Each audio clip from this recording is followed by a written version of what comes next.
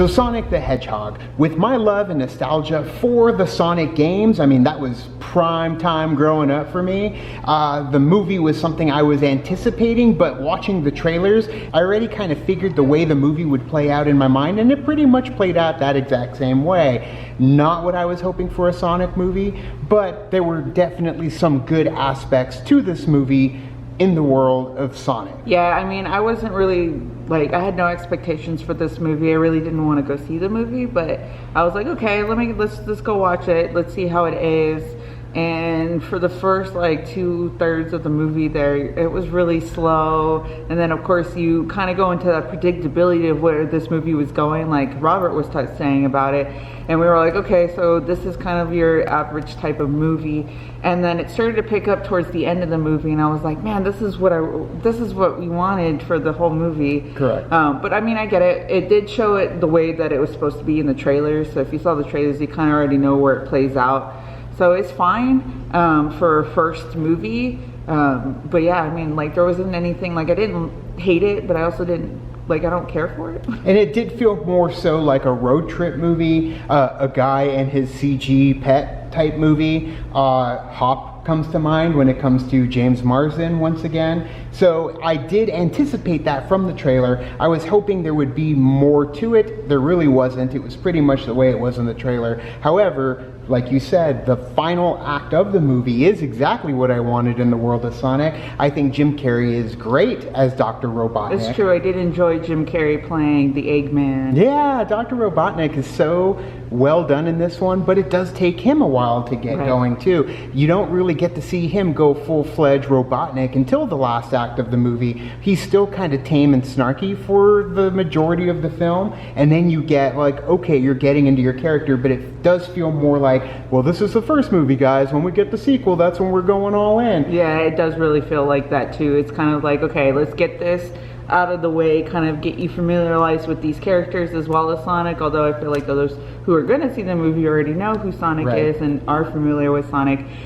But I will say that this is a very like fun movie for families. I think that little kids will enjoy it if they enjoy Sonic as a character, or even the Sonic, you know, like universe. I know that my cousin was like a huge fan of Sonic and wanted to see this movie, so I'm kind of curious as to see what he thinks of the movie. But I think that this allows, you know, I would say that if you are looking for a movie to watch with your family, if you have kids, that Sonic the Hedgehog is a good one to go on the weekends. Definitely a lot of families there too, so hopefully it makes some good money. I do like though that Sonic, even though they know they're tapping into more so people my age from when we grew up with Sega Genesis and Sonic, they're adding in movie references. Sonic is a movie referencer when it comes to the movies we loved growing up in that era too. So I'm watching the TV screen while Sonic's making little commentary as things that are happening in the movie, and I'm identifying with the things that he's enjoying as well. So they're clearly tapping into my demographic when it comes to that. Now with the music, Tom Holkenberg did the music. Junkie XL, who is very well known in the inner circle of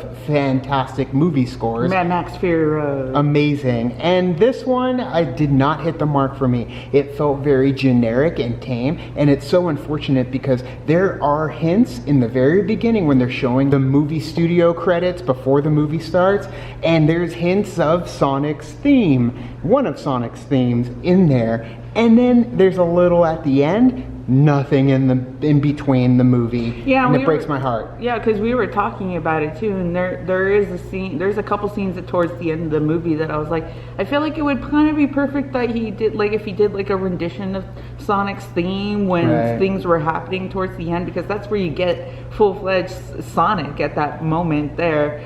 So it would have been cool to kind of see that portion of it. And there could have been plenty of the themes utilized. And the fact that there is portions in the very beginning of the movie, before the movie even starts, says that they have the ability to use the themes. Junkie XL used something crazy over the top cinematic with those themes, and man, you would have gotten me in even more so than I already was in the world of Sonic. I do want to see a sequel, make sure you stay to the mid-credits. There's nothing at the very end of the credits, but there's a scene, then a little bit of mid-credits, and then another scene. So make sure you stay for that as well. Yeah, I also want to say that a lot of times when you kind of go into a movie that is generally geared towards children like Sonic is, I was kind of looking out to see if they're going to do the silly, stupid like jokes.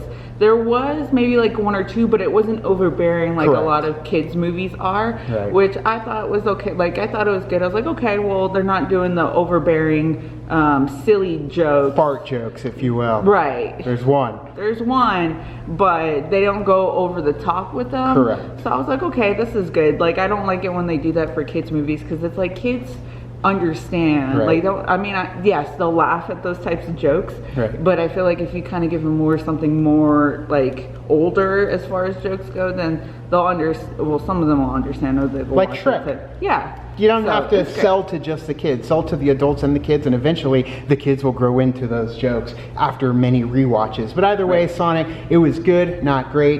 Is it good or is it great? Good. It was fine. okay. I can't wait for the sequel. That's the one that I want to see. But either way, thank you guys for watching our non-spoiler review for Sonic the Hedgehog. If you saw it, let us know what you thought down in the comments below. What's your favorite Sonic game? Mine is Sonic 2.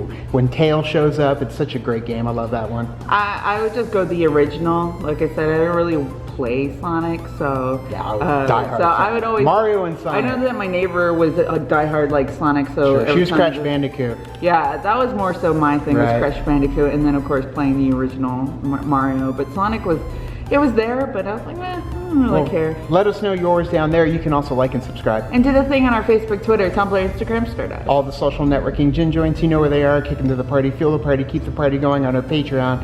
Gets us where we need to go. Thank you guys so much, and as always, Now it's time to say goodbye. this party is over. Bye.